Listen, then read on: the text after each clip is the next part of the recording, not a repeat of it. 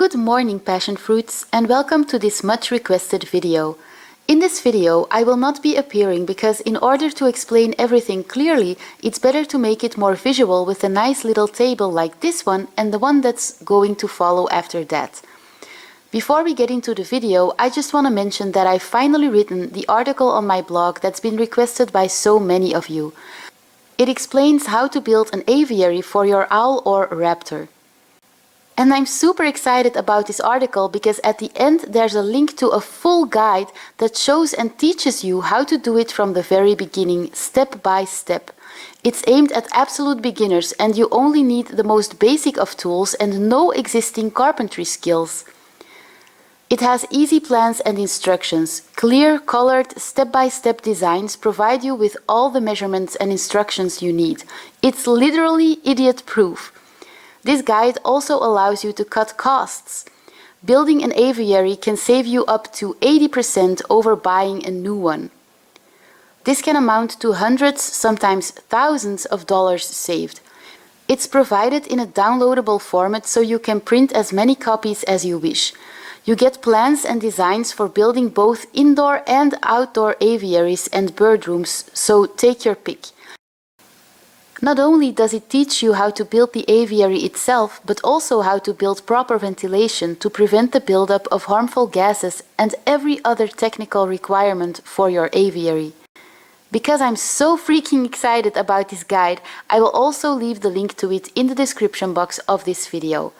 So many of you have asked me how to build their own aviary, and seriously, this guide explains everything so well, even a woman could do it. And I don't mean to be sexist, but I know that I am not a carpenter, okay? I am a typical woman who doesn't even know how to use a hammer.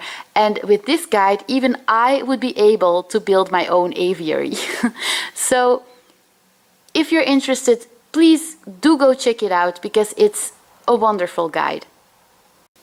Now let's get into the actual video. In what countries is it legal to own an owl or raptor? I'm going to use these handy dandy tables to help you out. Red means not allowed, green means allowed, orange means allowed but there are requirements, and gray means no application. In the first column, you'll find the country in question. In the second column, you'll find whether or not individuals are allowed to own a raptor, and in the last column, you'll learn if there are any restrictions of species when owning a raptor is allowed in that country. So let's dive in and start with Austria. In Austria, owning a raptor is allowed, but there are requirements, and there is a restriction of species. Falconers in Austria can practice hawking with only 2 different species per falconer or keeper, but there's no limitation of number. For those of you who don't know what hawking means hunting with your raptors.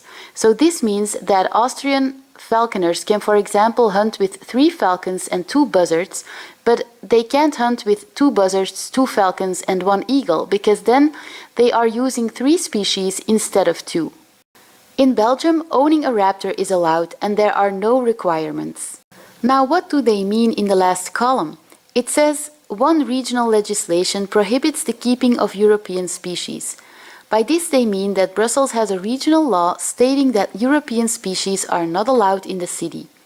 So even if you don't live in Brussels, you can't even visit the city with your European species because even just their presence isn't allowed in the city. This means that if you have to travel through Belgium with your owl, you have to avoid going through Brussels.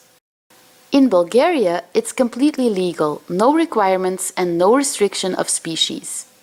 In Cyprus, it's illegal for individuals to own a raptor. In the Czech Republic, it's allowed, but you have to have a permit. There's no restriction of species. In Denmark, it's completely legal, but you can only own not native species. In Estonia, it's completely illegal.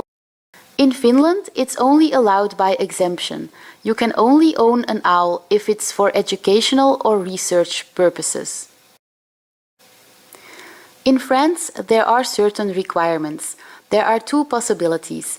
You can either have a élevage d'agrément, if you have a prefectural permission, and then you can own a maximum of 6 birds used for hunting and reproduction in order to hunt. The second possibility is that you have a établissement d'élevage, but in order to obtain this, you must have both a prefectural permission and a certificate of capacity. You can then have more than 6 birds and also do other activities besides hunting. You can then also have a profit goal. In case you have a élevage d'agrément, then you are restricted to only certain species which are specified in the last column. Now let's move on to the next table. What about Germany? In Germany, you may own a raptor without any requirements, but there is a restriction in species. You cannot own indigenous species or hybrids with native species in the ancestral lines. You can have a limited number if you have a falconry license. The only exception is if you've been keeping the bird before the 25th of February 2005. In Greece, it's also allowed without any requirements, but there is a restriction in species. I'm not going to go into detail about the species in this video, but if you want to know more about it, then let me know in the comments and I'll get into it. In Italy, it's also allowed without any requirements to own a raptor, but there are some regional legislation on hunting and animal welfare that are stricter than the national law. So please be aware of that and do your own research if you are living in Italy and want to own a raptor. There's normally no restriction of species, but be aware that this may vary from region to region, just like in Belgium. In Latvia, it's only allowed by exemption and individuals must receive permission. There's no restriction of species. The same goes for Luxembourg. In Portugal, it's legal to own a raptor, but there are requirements. No restriction of species, however. In Sweden, it's completely illegal. In Swiss, it's legal if you have a permit and there's no restriction of species. In the UK, it's completely legal, no requirements and no restrictions of species. In a video soon to come, I will elaborate on the US law regarding owning an owl or raptor as an individual, but I want to make a separate video on that because it's way more complicated than this one.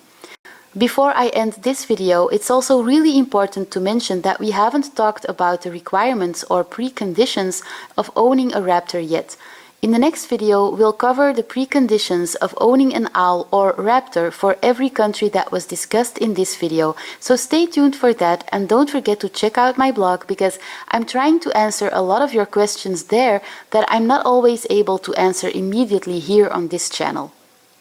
Have a nice day, guys! Bye!